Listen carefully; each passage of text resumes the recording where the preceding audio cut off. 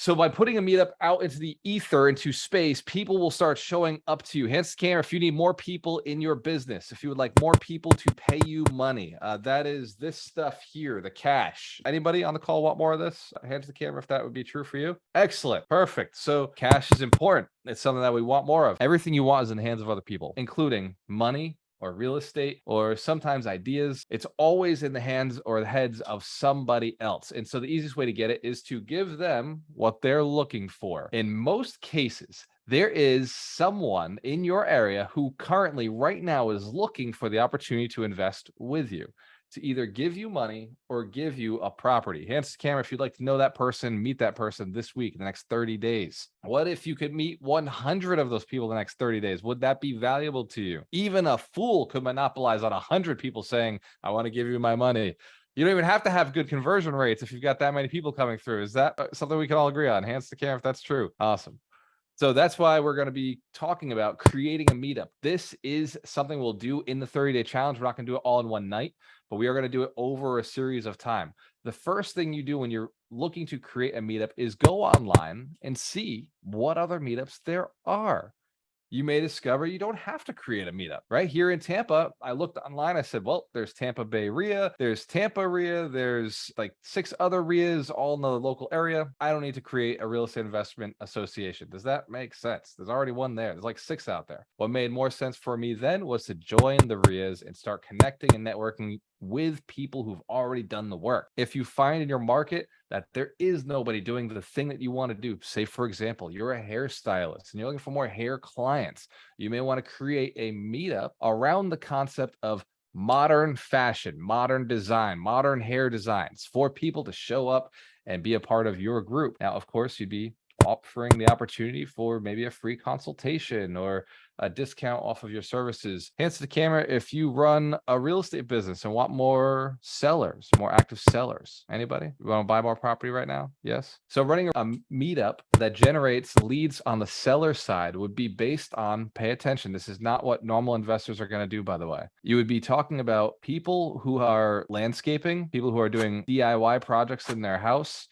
You may want to run a meetup that is 100% focused on home repair, or you may want to run a meetup that is connecting older people. Bingo nights on meetups, fan-freaking-tastic. Remember, the people we buy from are typically in their 60s and 70s, and they're looking to get out of the house, but they really don't want to mix and mingle too much. But sitting down side by side, playing a little bingo, that's not too hard for them. They can grasp that this is somewhat socializing that gets them out there doing some fun. Hands camera, if this would be a great idea to find motivated sellers. Yes, we recognize that. Absolutely. Very true. To find money, raising capital. You would want to do a meetup around the idea of passive investing. Put your money into something passively, not have to do any work, right? Hence, camp for grasping the concepts behind our meetups, right? Tax advantages of the rich, get a financial planner in there to start talking about stuff, right? Like you get like Ryan McDermott and be like, Ryan, can you come and teach about like 3 strategies that the rich use to avoid taxes? Or can you talk about how to untap your 401k?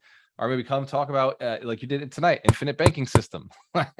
Man, I wish more people knew about IBS, because then I would take their money and I would invest it in real estate deals while it's still earning 1% or 6%. And while the borrowing at 4% or 5%. Hands cam for catching this, right? You don't have to be the speaker at the event. You can use another great speaker who's incentivized to do it, because maybe they have a service. If you're looking for people to do deals for you, real estate investment meetups. This is not really the easiest place to raise capital, though it can work. It's not really the easiest place to find deals, but it can work. What it is the easiest place to find people who want to do the work for you, right? If you got money, man, you go to the RIAs, it's a whole bunch of people saying, I ain't got no money, I ain't got no deals, but I will work hard if you got the money in a deal.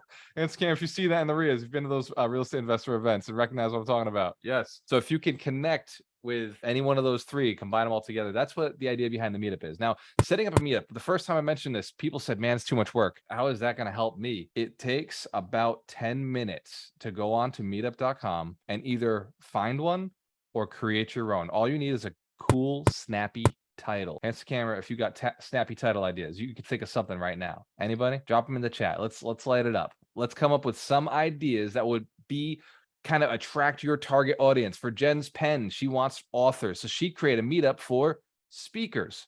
coaches, opportunities for coaches to teach their stuff. And for, let's see, Jen Cola, she's looking to probably buy more real estate. So she's in the right spot. She started a RIA. So she did even smarter. She volunteered for a RIA. So she still gets access to the community. She still gets to show up, and she knows in advance who's going to be there. For Doug coaches trainers, speakers, and authors how to present their message in a meaningful manner. So for him, he might want to start an event that is almost, he might even start a Toastmasters, right? If there's no Toastmasters in his area, he might start a Toastmasters and then offer coaching on the side to say, hey, you know what, you guys kind of don't really know what you're doing here. And Toastmasters doesn't really teach how to speak so well or how to sell. It just teaches you how to read a PowerPoint and not sound like a or ah. So he may be able to elevate that group. Thanks, Cam, for catching this. What are your titles? Drop them in the chat. Let's give some sort of title in the chat. If you're running a BNI, if you're a financial planner, if you're an attorney, right? If you're an attorney, you'd be running, Mike, you would just be running real estate investor associations. That is like the best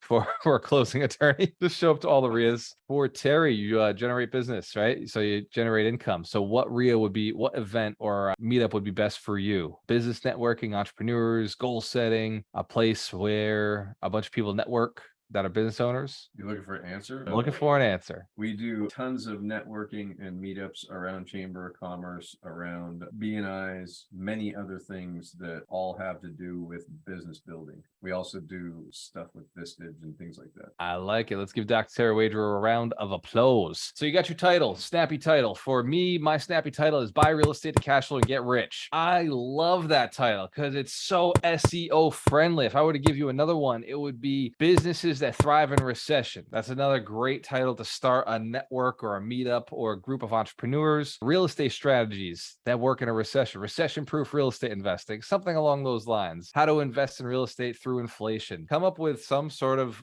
group that would attract your ideal client. Now, once you've got your title, you got to write a description. Now, description is a lot easier than most people think, but people will take forever to write a description. Hands to camera if you're already feeling anxiety around, I don't know what to say. What is my event about? Like, I don't know. Here's what you do. You go and type in your title into Google. You just literally type in your title into Google. So go along with the ride here. We'll go into Google and we'll type in Buy Real Estate to Cash Flow and Get Rich. What you're going to find is that somebody has written something about this, and it's not me.